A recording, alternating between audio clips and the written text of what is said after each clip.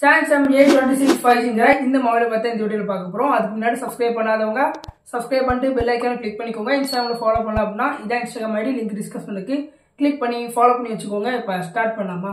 மொபைலோட பாக்ஸ் பார்க்கறதுல இப்படி தான் இருக்கும். பாக்ஸ் ஓபன் பண்ணோம் அப்படினா ஃபர்ஸ்ட் பார்த்தீங்கன்னா மொபைல் இருக்கு. மொபைல் தவிர்த்து பார்த்தீங்கன்னா Type-C to Type-C கேபிள், சிமேட்ரிக் டர்பின், யூசர் மேனுவல். அவ்வளவுதான் பார்த்தீங்கன்னா மொபைலோட பாக்ஸ்ல இருக்கும்.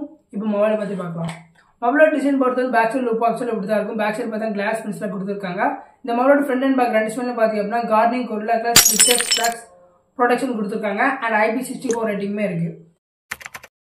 Awesome black, awesome pink, awesome mint and awesome white அப்படிங்கிற இந்த 4 கலர் ஆப்ஷன் பார்த்தா இந்த மொபைல் அவைலபிளா இருக்கு. டிஸ்பிளே பொறுத்தவரை ஃப்ரண்ட்ல பாத்தீங்க அப்படின்னா வாட்டர் டிராப் நாட்ச் தான் கொடுத்திருக்காங்க. 6.7 இன்ச்சுக்கான full HD plus S AMOLED display இருக்கு.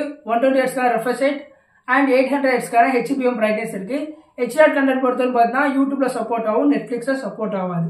ஸ்பீக்கர் பொறுத்தவரை பார்த்தா மோனோ ஸ்பீக்கர் கொடுத்துருக்காங்க. அண்ட் ஆடியோ குவாலிட்டி நான் ப்ளே பண்றேன். ஆடியோ குவாலிட்டி எப்படின்னு கேளுங்க.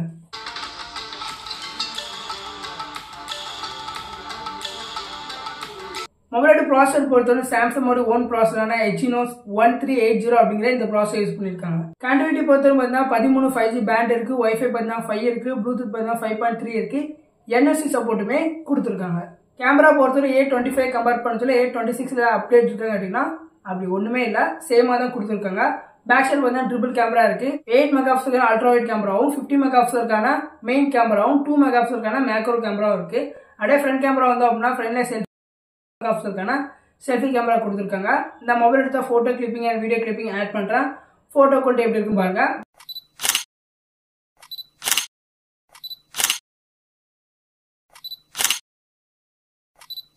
வீடியோ பொறுத்தவரை பார்த்தீங்கன்னா ஃப்ரண்ட் அண்ட் பேக் ரெண்டு சைடும் பார்த்தீங்கன்னா 4K 30 fps வீடியோ ஷூட் பண்ணிக்கலாம். வீடியோ குவாலிட்டியுமே ஆட் பண்றேன், எப்படி இருக்குன்னு பாருங்க.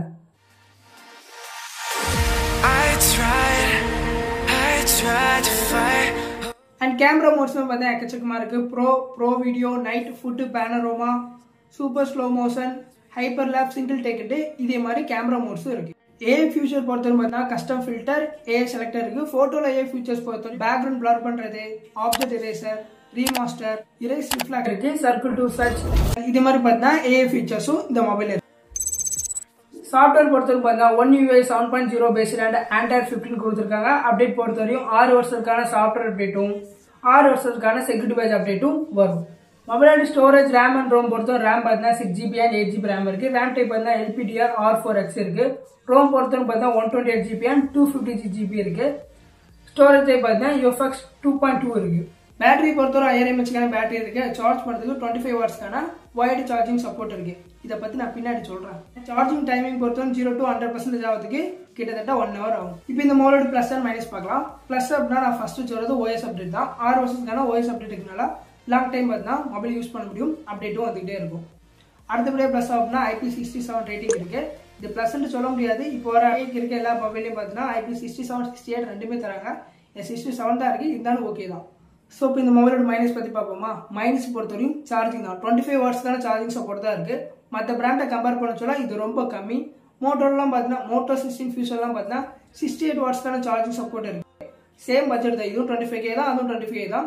அட்லீஸ்ட் ஒரு 33 வாட்ஸ் ஆச்சு கொடுத்துருந்தாங்கன்னா பெட்டரா இருந்திருக்கும். இன்னும் 25 வாட்ஸ் தான் கொடுக்குறாங்க. நெக்ஸ்ட் டைம் ஆச்சு சேஞ்ச் பண்றாங்கன்னா பார்ப்போம்.